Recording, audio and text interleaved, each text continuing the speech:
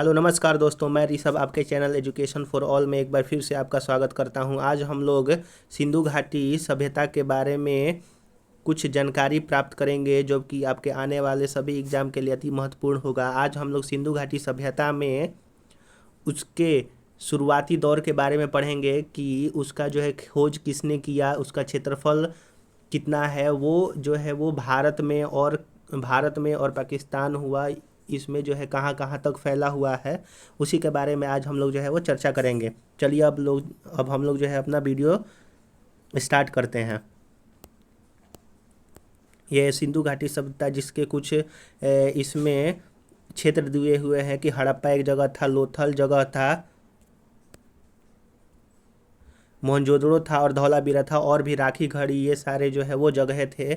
इन सारे के बारे में जो है वो हम लोग बाद में डिस्कशन करेंगे। उससे पहले जो है हम लोग देखेंगे सिंधु घाटी सभ्यता का मतलब कि शुरुआती दौर कैसा था। चलिए अब हम लोग जो है वीडियो की शुरुआत करते हैं।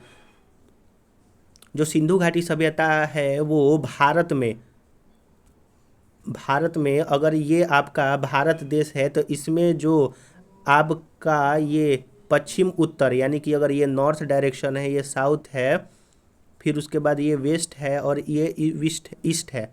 तो ईस्ट में यानी कि इस डायरेक्शन में जो है आपका सिंधु घाटी सभ्यता जो है वह फैला हुआ था। और इसका आकार कैसा था, तो सिंधु घाटी सभ्यता का आकार जो है वो ट्रेंगुलर था यानी कि त्रिभुजाकार था।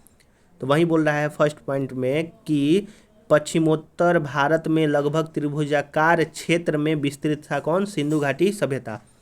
सिंधु घाटी सभ्यता का जो एरिया था, क्षेत्रफल था, वो कितना था, तो 20 लाख वर्ग किलोमीटर था लगभग। चलिए हम लोग जो है इसका विस्तार देख लेते हैं कि यह नॉर्थ डायरेक्शन में कहाँ तक ये था, साउथ में कहाँ तक था, ईस्ट और वेस्ट में कहाँ तक था। तो नॉर्थ में आपका जम्मू कश्मीर में मांदा एक जगह है, वहाँ पर था अखनूर के निकट, और यह चिनाब नदी के किनारे बसता है। यानी कि जो मांदा आपका जगह है वो चिनाब नदी के किनारे है। जो पश्चिम में यानी कि वेस्ट डायरेक्शन में था वो दशक नदी के किनारे सुतकांगेडोर तक यह जो है फैला हुआ था, जो कि आपका पाकिस्तान में जो बलूच जो शहर है वहाँ तक जो है वो फैला हुआ था। दक्षिण में यानी कि साउथ डायरेक्शन में आपका गोदावरी नदी के किनारे दाइमाबाद है, वहाँ तक ये फैला हुआ था। और यह जो है महाराष्ट्र में आपका पड़ता है दाइमाबाद कहाँ पड़ता है, तो महाराष्ट्र में पड़ता है। पूर्व में हिंडन नदी के पास आलमगीर जगह है, वहाँ तक यह जो है फैला हुआ था पूर्व में। और यह जो है आलमगीर जो जगह है वो यूपी में पड़ता है यानी कि उत्तर प्रदेश में पड़ता है। एक बार फिर से हम रिकॉल करते हैं कि उत्तर में जम्मू कश्मीर में मांदा जगह है चिनाब नदी के किनारे, ईस्ट वेस्ट डायरेक्शन में दशक नदी है जो कि सुतकांगडोर तक यह फैला हुआ है पाकिस्तान तक।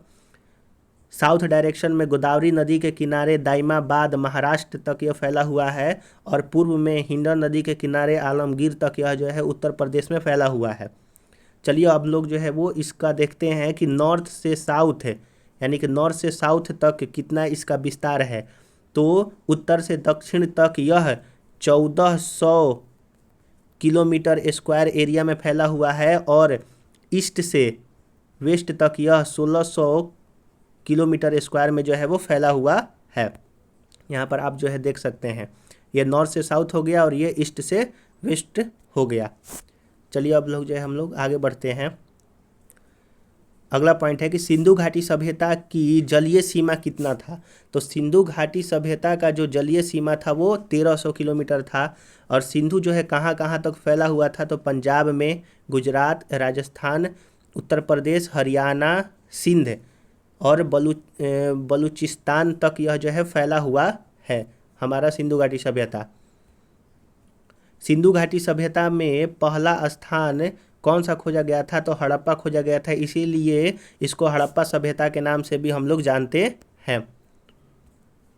अगला पॉइंट है, सिंधु घाटी सभ्यता के बारे में सबसे पहले 1826 ईस्वी में चार्ल्स मेसन नामक अंग्रेज विद्वान ने हड़प्पा के टीलों की जो है वो खोज किया तथा यहाँ से कुछ जो है वो ईंटें प्राप्त की। लेकिन 1826 ईस्वी में जो ये चार्ल्स मेसन था, इन्होंने जब खोज किया तो फिर उसके बाद कुछ ज़्यादा जो है वो रिसर्च वगैरह नहीं हुआ, इसीलिए जो है वो कुछ नहीं मतलब कि चल पाया, उसकी जो है वो बारे में, सिंधु घाटी सभ्यता के बारे में कुछ नहीं पता चल पाया।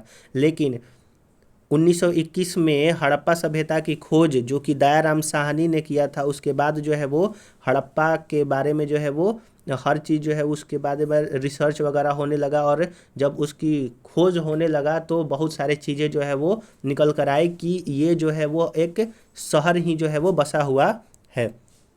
चलिए हम लोग जो है आगे देखते हैं अगला पॉइंट, सिंधु घाटी सभ्यता का नामकरण। यानी कि सिंधु घाटी जो सभ्यता है हमारा, उसके अलग अलग नाम है, यानी कि अलग अलग इतिहासकारों ने अलग अलग जो है वो नाम दिया है। जैसे हड़प्पा सभ्यता, तो हड़प्पा सभ्यता इसका नाम इसलिए है क्योंकि इसका यह पहला स्थान है जो कि सिंधु घाटी सभ्यता में खोजा गया था, हड़प्पा।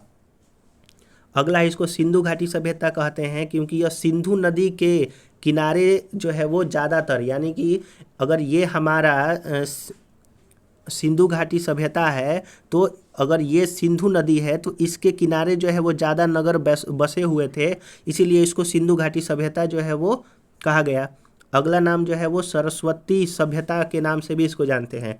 सिंधु और गंगा के बीच में, अगर ये सिंधु नदी है, ये गंगा नदी है, तो माना जाता है कि बीच में जो है सरस्वती नदी जो है बसा हुआ था, और उसमें भी बहुत सारे जो है वो शहर इस नदी के किनारे जो है वो बसे हुए थे, इसीलिए इसको सरस्वती जो है सभ्यता के नाम से भी जानते हैं। अगला है प्रथम नगरीय क्रांति। इसको प्रथम नगरीय क्रांति इसलिए कहते हैं क्योंकि ये जो हमारा सिंधु घाटी सभ्यता है वो एक नगर में जो है वो बसा हुआ था। जब हम लोग पढ़ेंगे आगे तो देखेंगे कि जो इसमें जो शहर थे वो वेल, यानी कि जो इसमें नली का जो था, सिंचाई का जो था प्रबंधन, जो इसका रोड का प्रबंधन था, वो जो है वो आज के जो नगर हम लोगों का है, जो शहर होते हैं वैसा जो है प्रबंधन था, इसीलिए इसको नगरीय सभ्यता के नाम से भी जानते हैं, या फिर नगरीय क्रांति जो है वो जानते हैं। अगला इसमें है कांस्य युगीन सभ्यता। कांस्य युगीन सभ्यता इसलिए इसको कहते हैं क्योंकि कांस्य जो कांसा होता है वो कॉपर और टीन के मिलने से जो है वो बनता है, तो फिर जो बनता है कांस्य, तो ज़्यादातर यह जो है कांसा जो है वहाँ से मिला हुआ है, इसीलिए कांस्य युगीन सभ्यता के नाम से हम लोग जानते हैं।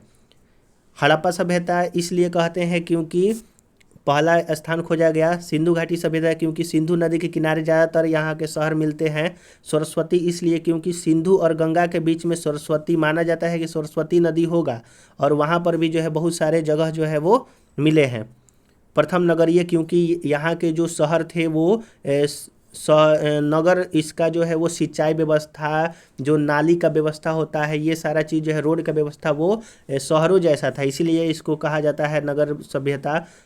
कांस्य युगीन इसलिए क्योंकि यहाँ पर कांसा की जो है वो खोज, मतलब जो है वो मेटल मिला है, यानी कि जो कांसा होता है वो एक आपका अलॉय होता है जो कि कॉपर और टीन से मिल करके बनता है। अगला पॉइंट इसमें हम लोग देखते हैं, प्राचीन भारत के इतिहास के संदर्भ में मनुष्य द्वारा प्रयोग की जाने वाली पहली धातु जो है वो कौन सा है, तो तांबा।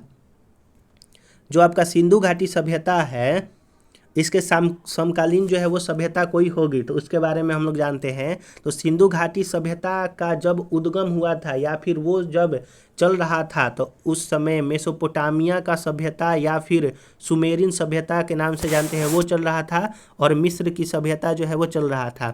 नील नदी घाटी की सभ्यता इसको कहते हैं। तो उस समय आपका मेसोपोटामिया का सभ्यता, मिस्र की सभ्यता जो है वो चल रहा था। माना जाता है कि चीन में जो है वो सभ्यता उस समय चल रहा था, वो भी जो है वो सिंधु घाटी सभ्यता के कंपेयर, यानी कि समकालीन ही मिलता है, लेकिन उसका कोई वर्णन नहीं है, इसीलिए हम लोग उसको नहीं देखेंगे। तो मेनली हम लोग दो याद करेंगे कि सिंधु घाटी सभ्यता के समकालीन कौन कौन सी सभ्यता थी, तो मेसोपोटामिया और मिस्र की सभ्यता थी। अगला पॉइंट है इसमें आपका कि सिंधु घाटी सभ्यता के कालानुक्रम के बारे में स्पष्ट एवं प्रमाणिक जानकारी का अभाव है। यानी कि जो सिंधु घाटी सभ्यता है इसका जो है हम लोग अवधि जो है वो अच्छी तरह से नहीं जानते हैं। सिंधु घाटी की लिपि को अभी तक पढ़ा नहीं जा सकता है, यानी कि इसकी लिपि को अभी तक नहीं पढ़ा गया है। अगला पॉइंट है सिंधु घाटी सभ्यता को आधे ऐतिहासिक काल के अंतर्गत शामिल किया जाता है। क्यों इसको आधे ऐतिहासिक काल में शामिल किया जाता है? क्योंकि इस सभ्यता के लिखित साक्ष्य तो मौजूद है, लेकिन अभी तक इसको पढ़ा नहीं जा सकता है। जैसे सिंधु घाटी सभ्यता को लिपि को हम लोग जो है नहीं पढ़ सकते हैं, लेकिन उसका लिपि तो है ना। अगर लिपि है लेकिन हम लोग पढ़ नहीं सकते हैं, इसीलिए उसको हम लोग आधे ऐतिहासिक काल में जो है वो रखते हैं।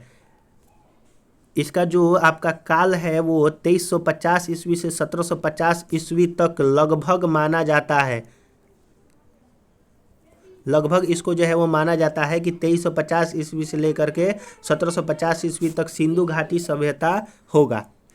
आशा करता हूँ कि आपको ये जो है वो टॉपिक, शुरुआती जो टॉपिक होगा वो अच्छी तरह से समझ में आया होगा सिंधु घाटी सभ्यता के बारे में। अब आगे जो भी हम लोग लाएंगे तो इसमें जो भी स्थान की खोज हुआ है, जैसे हड़प्पा हुआ, लोथल हुआ, मोहनजोदड़ो हुआ, उसके बारे में जो है वो हम वीडियो लाएंगे, जो कि आपके आने वाले एग्जाम के लिए वो अति महत्वपूर्ण होगा।